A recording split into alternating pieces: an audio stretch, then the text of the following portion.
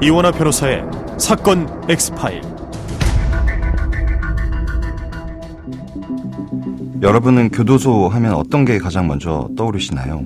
영화나 드라마 외에는 자주 접할 수 없는 환경이다 보니까 많은 사람들이 과연 교도소에 무엇까지 가지고 들어갈 수 있는지에 대해서 궁금해하시는 것 같습니다. 여러분들 생각은 어떠신가요? 과연 교도소에 반입 가능한 물품, 그리고 절대 반입해서는 안 되는 물품, 어떤 것들이 있을까요? 그런데 어찌된 일인지 교도소 안에서 벌어지는 폭행이나 마약 반입 같은 범죄 소식이 심심치 않게 들리고 있습니다. 교도소에 음란물이나 담배를 몰래 들여오는 사례가 크게 늘고 있는 것으로 나타났습니다. 이거 뭐야? 책이야? 네, 책입니다. 이것도 책이야? 아, 네. 이제 책 좀 읽어보려고 합니다. 어? 이거 뭐야? 이 여자 사진 뭐야? 성인 잡지 아니야? 이런 거 안 되는 거 몰라? 아, 아닙니다. 제 여자친구입니다. 여자친구가 자기 사진 보내준 겁니다. 아무래도 아닌 것 같은데? 옥바라지 업체라는 말이 있다고 합니다. 교도소에 수감된 사람들을 위해서 책이나 잡지 같은 필요 물품을 보내준다거나 조의금을 전달하고 중고차 판매하는 것과 같이 수용자가 할 수 없는 일을 대신 처리해주는 소위 심부름센터 같은 곳을 가리키는 말입니다. 이 자체가 불법이라고 볼 수는 없지만 문제는 이 옥바라지 업체라는 곳에서 음란물 같은 교도소 반입이 금지된 물건을 보내주는 사례가 늘고 있다는 점입니다. 심지어 성매매도 알선하고 스포츠 도박까지도 돕는 경우가 있다고 하죠. 도대체 어떻게 이런 일들이 가능한 건지 오늘 사건 X파일에서 이 문제 자세히 짚어보겠습니다. 안녕하세요. 사건 X파일, 저는 황윤창 변호사입니다. 오늘도 로엘 법무법인 김현준 변호사와 함께합니다. 변호사님 어서 오세요. 네, 안녕하세요. 김현준 변호사입니다. 변호사님, 구치소나 교도소 자주 가보고 계시죠? 네, 형사사건을 아무래도 주로 하다 보니까 이곳저곳 교도소를 방문하는 경우가 많습니다. 최근에도 춘천교도소를 한번 갔다 온 적이 있었는데요. 이제 한 가지 먼저 개념을 정리를 하자면은 교도소 같은 경우에는 보통 법원에서 형이 확정된 기결수라고 하죠. 기결수들이 주로 가는 것을 교도소라고 하고, 저같이 이제 변호인들이 보통 가는 곳은 아직 형이 확정되지 않은 미결수들이 가는 구치소를 위주로 이제 저는 다니긴 했었습니다. 저도 처음에 구치소 갈 때는 긴장도 많이 했었고 좀 그랬었는데요. 그 안에 있는 의뢰인들이랑 이제 이야기를 하다 보면은 교도소 안에도 역시 사람들이 모여 사는 곳이어서 싸움도 일어나고 그 안에서 좋은 거든 나쁜 거든 많은 것들을 배워오시고 하더라고요. 네, 아무래도 변호인들이 가는 목적은 판결이 진행되고 있는 의뢰인들 이제 상대로 가다 보니까 구치소로 많이 가게 되는 거고, 판결이 확정되면 사실 변호인이 할 일이 없다 보니까 다른 사건이 새로 진행되는 게 아닌 이상은 그래서 교도소를 가게 되는 경우는 거의 드물죠. 2013년도에 방영된 오렌지 이스 더 뉴 블랙이라는 미드 보신 분 계실지 모르겠는데, 교도소에 들여와선 절대 안 될 물품들도 정말 생각지도 못할 기가 막힌 방법으로 가지고 들어오더라고요. 그러다 보니까 교도관들의 검사 방식이 역시 또 엄격해지는 그런 내용이 나옵니다. 오늘 방송 듣고 나시면요, 이거 꼭 영화 속 얘기만은 아니구나 이런 생각하실 수도 있을 것 같습니다. 김현준 변호사님 의견은 어떠십니까? 네, 지금 간단히 말씀드릴 얘기는 최근에 굉장히 유명한 분이죠. 연쇄살인마 유영철이라는 분을 다들 아실 텐데요. 이분이 소지품 검사를 하는 교도관들에게 난동을 부렸었는데요. 당시 유영철이 음란물 반입을 했었고, 이를 제지하는 이제 교도관들에게 나는 이미 끝난 사람이다, 건드리지 마라 라고 위협을 했다고 합니다. 이 사건으로 해서 유영철 그리고 성인물 반입 시 이름이 사용되었던 교도관 역시 징벌도 받고 징계 조치도 했다고 하는데, 우선 많은 사람들은 음란물이 어떻게 교도소에 유입이 되느냐, 네, 이런 점들에 좀 충격을 받았다고 합니다. 네, 그 경로가 저도 궁금하긴 한데, 다른 범죄자는 모르겠지만 특히 성범죄자들 경우에 음란물이 전달되면 성충동이 자극되게 될 수도 있고, 그런 점에서 특히 문제가 될 것 같은데 어떻습니까?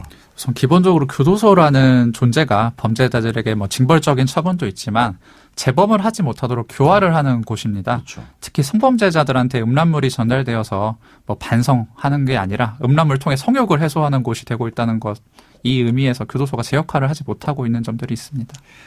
앞에서 유영철 케이스 얘기해 주셨는데, 다른 연쇄살인범 중에 화성 연쇄살인 사건으로 알려진 이춘재 있지 않습니까? 역시 교도소 사물함에 음란물을 갖고 있다고 알려지면서 논란이 일기도 했었거든요.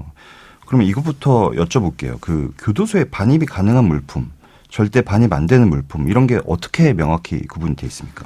우선 뭐 형의 집행 및 수용자의 처우에 관한 법률이라는 게 있습니다. 이게 뭐 수용자들을 대상으로 해서 뭐 이들을 적용하는 법률들인데 분명하게 나와 있는 거는 마약, 총기 같이 범죄의 도구로 이용될 수 있는 물품, 그리고 통신기기와 같이 도주에 이용될 수 있는 물품, 또 주류, 담배와 같이 시설의 안전 또는 질서를 해칠 우려가 있는 물품, 그리고 이번 사건 같이 음란물 같이 수용자의 교화 또는 건전한 사회복귀를 해칠 우려가 있는 물품의 반입을 금지하고 있고 이를 어길 시 징벌 또는 처벌이 가능하도록 규정되어 있습니다.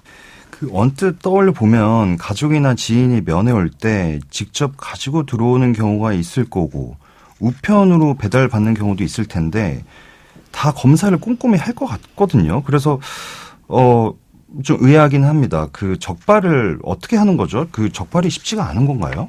뭐 교정 당국 쪽에서는 말하는 것들은 이제 만성적으로 인력이 부족하다. 최근에는 한 수용 시설에 수용자들이 좀 과밀화돼서 들어가다 보니까 이런 부분들이 우선 근본적인 원인으로 보이고요.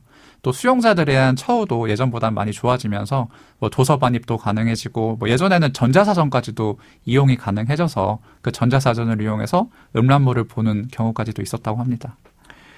이게 막상 저희가 사건 때문에 구치소를 많이 가긴 하지만 저희가 이제 들어가는 경로랑 이 수용자분들이 이제 물품을 반입하는 경로는 다르다 보니까 저희가 눈으로 본 적은 없기는 합니다. 어떻게 이분들이 반입을 해 가는지.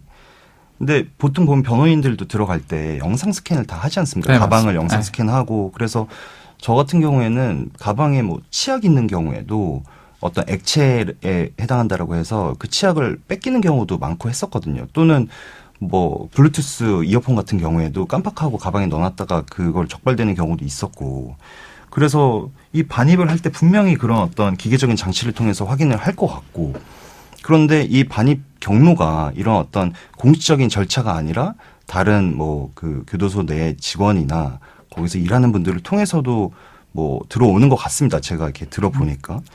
그것도 문제인데 그 옥바라지 하는 그 업체에 있다면서요. 소위 옥바라지 업체라고 불리는 뭐 심부름 대행 업체라고 보시면 돼요. 현재는 뭐 전국에 100곳 가까이 있다고 합니다. 옥바라지가 하나의 업종으로 등장하게 된 것은 이제 면회가 어려운 수용자 또는 뭐 가족들이 좀 바쁜 경우 이럴 때는 수용자들을 어떻게 보면 영치금을 넣어준다거나 어떤 필요한 물품을 제공할 수 없다 보니까 이러한 일을 대신해주는 업체들이 처음 만들어졌던 것들이 이제 시초라고 보시면 될 것 같습니다. 그 일각의 교도관님들은 이거야말로 진정한 창조 경제다 이런 우스갯소리도 했다고 하는데 그 이런 심부름 해주는 업체 그 자체가 불법인 건 아니죠? 네, 맞습니다. 면회를 주선해주거나 뭐 송금, 물품 전달 등 이제 도와줄 사람이 없는 수용자의 애로사항을 해결해주는 긍정적인 면도 있어서 이런 것들을 법상 규제하고 있지는 않습니다. 다만 이러한 점을 악용해서 여러 반입 금지된 물품들을 넣어주는 것들이 문제가 되고 있습니다. 그 물품들은 어떤 것들이 있습니까? 뭐 여성 신체를 적나라하게 노출한 화보집이라든지 뭐 가학적인 성폭력 이미지를 담은 잡지 같은 음란물들도 포함되어 있고 뭐 담배, 휴대폰까지도 넣어주는 경우가 발생하고 있습니다. 그 이 옥바라지 업체에서 엄격한 물품 검사 시스템을 자기들이 뚫어서 넣어주는 건지는 모르겠습니다. 그냥 단순히 뭐 특이한 경로를 알아봐 주고 해주는 건지 도대체 어떻게 이게 가능한 구조인지 모르겠거든요. 그래서 음란물 같은 경우를 보면은 이게 뭐 형의 집행 및 수용자의 처우에 관한 법률 아까 전에 말씀드린 그 법률에 따르면은 수용자 자신의 비용으로 신문, 잡지, 도서의 구독을 신청할 수 있습니다. 다만 그때 교도소장이 유해 간행물이라고 이제 지정된 거를 제외하고 이 수용자들에게 구독을 허용해야 되는데요. 네. 옥바라지 업체들이 이제 이러한 점을 악용하고 있습니다. 업체들은 이제 음란한 내용이 담긴 잡지와 도서를 어떠한 간행물로서 본인들이 직접 만들고 이것이 유해 간행물로 지정되기 전에 이게 지정이 안 됐으니까 네, 당연히 네. 뭐 교도소장 입장에서는 네. 허용을 해줘야 되는데요. 그래서 그 잡지를 만들어서 직접 넣어주는 방법으로 쉽게 유입이 되고 있다고 합니다. 또한 심지어 마땅한 직업이 없는 이제 재소자들이 출소 이후에 이러한 점들을 누구보다도 잘 알잖아요. 그렇죠. 그래서 그 교도소에 어떻게 하면 들어갈 수 있는지 이런 것들을 직접 본인 심부름 대행 업체를 만들어서 전문적으로 하는 경우도 있다고 합니다. 다른 나라 이야기이긴 한데 브라질 교도소에서 있었던 일입니다. 여기서는 훈련된 비둘기를 활용해서 이 비둘기 몸에 휴대전화와 이어폰을 어떻게 붙인 다음에 날려보낸 경우가 있었다고 하더라고요. 범죄 조직이 수감된 그 자신의 조직원들에게 이걸 보내려고 했다고 하는 건데 물론 뭐 성공하진 못하고 잡히긴 했습니다만 금지된 물품을 반입하려고 하는 시도, 이게 정말 기상천외한 방법인데 많은 것 같습니다. 그 해외에서는 어떤 시도가 있었다고 하던가요? 최근에 이제 전자기기가 좀 발달하다 보니까 드론 아시지 않습니까? 그 미국 미시건주에 있는 교도소에서는 이제 드론을 이용해서 담배, 음란물, 마약을 이제 전달하는 경우가 많았다고 합니다. 또한 파나마의 한 교도소에서는 마약 주머니를 찬 고양이를 이렇게 적발했는데요. 이렇게 소설 같은 이야기가 실제로 일어나고 있는데 이제 말씀하셨다시피 비둘기 몸에 달거나 보내는 이유가 그렇게 동물들이 날아다닐 때 이제 안에 있는 수용자들이 먹이 같은 걸로 이런 동물들을 유인해서 이들이 오면은 달려져 있는 뭐 마약들을 자기 마약이나 다른 물품들을 받아서 사용하는 방법을 좀 사용했다고 합니다. 사실 고양이가 뭐 사람 말을 잘 듣는 동물이 아니지 않습니까? 뭐 다르게 생각하시는 분들도 많겠지만 고양이가 그거 달아가지고 다른 데로 갈 수도 있는 거고 모르겠습니다. 비둘기는 예전부터 뭐 어떤 편지 달아가지고 전달하는 경우가 많았다 보니까 가능할 수 있었을 것 같은데 참 문제가 많네요. 그 우리나라 교도소 얘기로 돌아와 보면요, 정말 더 경악할 만한 것이 금지 물품 정도가 아니라 뭐 성매매 말선을 어떻게 하고 스포츠 도박도 대행하고 이런 것까지 해주는 경우가 있다고 하더라고요. 네, 저도 뉴스를 보고 정말 창조 경제 아닌가라는 생각이 들 정도였는데요. 이제 각종 범죄로 수감 중인 여성들 그리고 뭐 출소한 여성들이랑 안에 있는 수용자들 간의 펜팔을 주선해주기도 하고 또 그 안에서 이제 화상 접견이나 방문 접견을 시켜줄 수 있는 여성들을 이제 고용해서 보내주기도 하고 또 본인이 어디 스포츠 도박을 하고 싶다라고 하면 그 스포츠 도박을 대신 시켜주고 이런 것들이 좀 어느 정도 도를 넘는 상황에까지 이르지 않았나 싶습니다. 그 수감자들의 경우에는 옥바라지 업체 통해 가지고 피해자에게 접촉하는 경우도 있다고 해요. 이건 2차 가해 아닌가요? 그렇죠. 보통은 이제 변호사를 선임해서 변호사들이 이제 피해자들에게 뭐 개인정보에 대해서 동의를 할 수 있는지 개인정보를 주실 수 있는지 먼저 이렇게 물어보고 대신 그 전달을 뒤에 하죠. 그 뒤에 이제 전달하는 게 일반적인 루트라고 할 수 있는데요. 옥바라지 업체에게 무턱대고 피해자의 개인정보를 넘겼다는 건데 이제 피해자 입장에서는 가해자 교도소에 들어가서도 언제든지 보복을 할 수 있다는 생각을 할 수 있습니다. 피해자로서는 일상생활을 살아감에 있어서 더욱더 위축되게 만드는 일이라고 볼 수 있습니다. 네, 그러면 궁금한 게 금지된 반입품을 전달받은 수감자나 그리고 이걸 전달해준 업체나 모두 법적인 처벌이 가능할까요? 네, 수용자는 교정시설의 안전 그리고 질서 유지를 위해서 규율을 지켜야 됩니다. 따라서 반입금지 물품을 들어오는 경우에 기본적으로 징벌이라고 하죠. 징벌을 부과할 수 있고 또 벌식 규정에 따라서 징역 또는 벌금형에 처할 수도 있습니다. 또한 형법상 위계에 의한 공무집행 방해 역시 성립될 수 있습니다. 그런데 이 무기징역 받았거나 뭐 몇십 년형을 받은 경우에 나는 더 이상 잃을 게 없다 이렇게 나올 수도 있는 거 아닙니까? 뭐 물기소 같은 경우에 있어서는 사실상 형사처벌보다도 뭐 운동을 제한하거나 뭐 적견, 편지 수술을 제한하거나 뭐 금치 이런 징벌 조치가 좀 더 효용이 높지 않을까 싶은 면도 있습니다. 또한 가석방을 바라보고 있는 무기수들도 상당히 많은데요. 이렇게 추가적인 적발로 형사처벌을 받게 되면 사실상 모범수로 인정받기 어렵다는 점에서 심리적인 압박이 들 수 있을 것 같습니다. 네, 그 오늘 얘기 나눠보면서 느낀 거는 무엇보다 꼼꼼한 관리가 반드시 필요한 부분임에도 허술한 대목이 한두 군데가 아니라는 점이거든요. 교정 당국이 되새겨 볼 만한 대목 많아 보이죠?